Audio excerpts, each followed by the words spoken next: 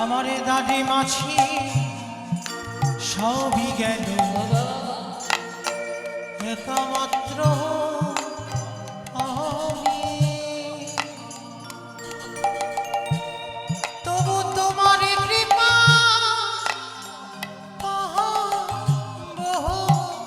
বলে দয়া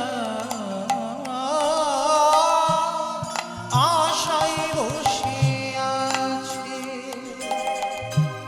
আমার দাদি মাছি সবই গেল একমাত্র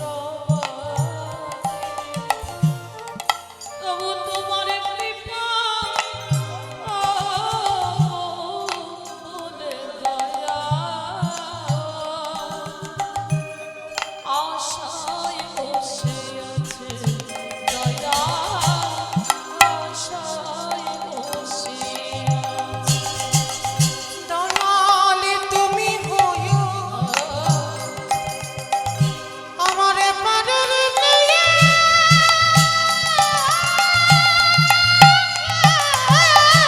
নিতাই গৌর হরিব হরিব আমারে জীবন তরি দিও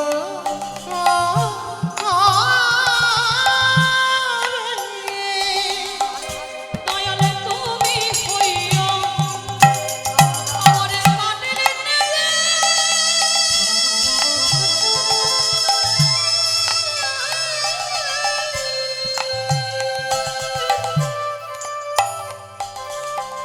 আমারে জীর্ণ যদি নিও ও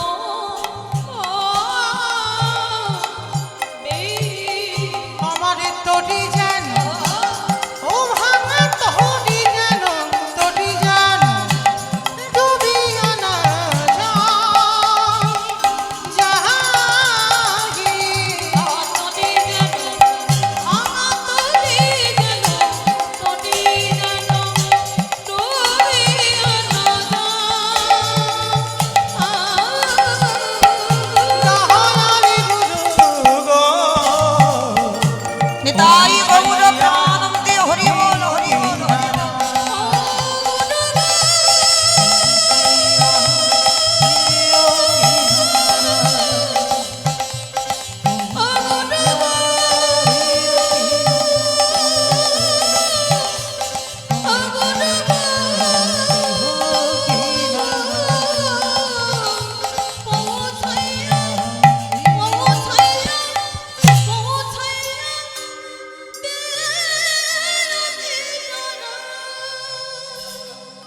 আজকে সেই রাবণ রাজার মতো ভক্ত বাবা রাবণকে বধ করলো অকাল বোধন দুর্গা পূজা করে। আর সেই দুর্গা পূজাতে রাবণ নিধন হলো। আর নিধন করে রামচন্দ্রের মাথা থেকে পায়ের নখ পর্যন্ত পাপী হলো রাবণের মতো ভক্তকে মেরে। আর যখন পাপ হলো সেই পাপটা খণ্ডন করবে কবে, ধোবে কবে? কৃষ্ণ অবতারে যুধিষ্ঠির রাজস্ব হয়ে যেত। আজকের সেই যে যজ্ঞের মাঝে বাবা ভগবান কৃষ্ণ দরজায় দাঁড়িয়েছে। অগ্নিদেব, পবনদেব, বরুণদেব, ইন্দ্র, ইন্দ্রাণী, ব্রহ্মা, সাবিত্রী, শিব, দুর্গা সব পরপর লাইনে আছে। কৃষ্ণ পা ধোয়াবে, যজ্ঞের ভিতরে প্রবেশ করাবে। আমার সময় জগৎ জননী মা দুর্গা বাবা ভোলানাথকে ডাকছে, প্রাণনাথ, ও প্রাণনাথ, আর দেরি নয়, চলো এক্ষুনি আমাদের কৃষ্ণ পা ধোয়াবে, চলো পা দুটো ধৌত করে নি। আর যেই না বলেছে চলো পা দুটো ধৌত করে নি, বাবা ভোলানাথ বলছে, পার্বতী তোমার মাথা ঠিক আছে তো? কৃষ্ণ পা ধোয়াবে আর আমার পা দুটো বাড়িয়ে দেবো? শোনো, তোমার যদি ধোয়ার ইচ্ছা হয় তো তুমি লাইনে দাঁড়াও। তা বাবা মাকে দাঁড় করিয়ে রেখে বাবা প্যান্ডেলের বাইরে চলে গেছে। আর প্যান্ডেলের বাইরে গিয়ে ভগবান এদিকে তো অন্তর্যামী সব দেখতে পাচ্ছে।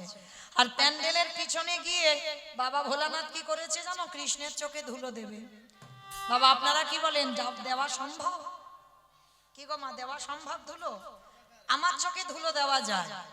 এই যে আমি কীর্তন গাইছি, আপনারা মনে মনে ভাবছেন কীর্তনিয়া উঁচুতে দাঁড়িয়ে আছে। না, আপনারা উঁচুতে বসেছেন, আমি নিচুতে দাঁড়িয়েছি। সব দেখাটা ঠিক নয় বাবা।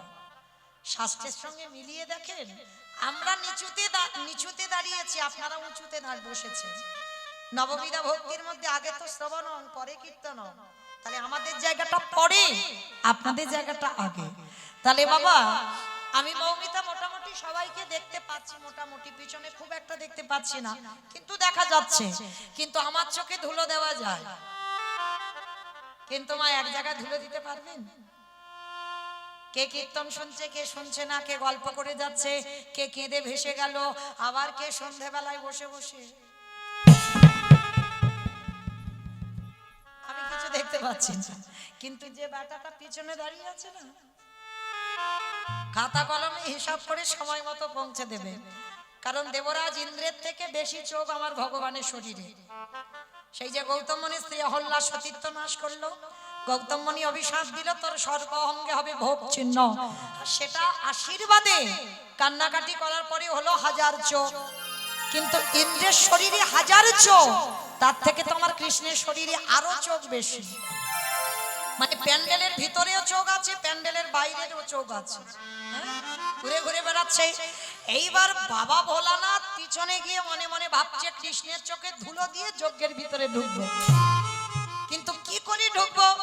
এই যে দেখেন চারদিকে প্যান্ডেলটা ঘেরা আছে তো, তা এই যে দেখেন এই দুদিক থেকে লোক ঢুকতে পারবে, সামনে দিয়ে যেমন ঢোকা যাবে, দুদিক থেকে ঢোকা যাবে। রাজস্বায়ী যজ্ঞে একটাই দরজা, তাহলে সেখানেই কৃষ্ণ দাঁড়িয়ে, তাহলে কৃষ্ণের চোখে ধুলো দিয়ে যেতে হবে। আর বাবা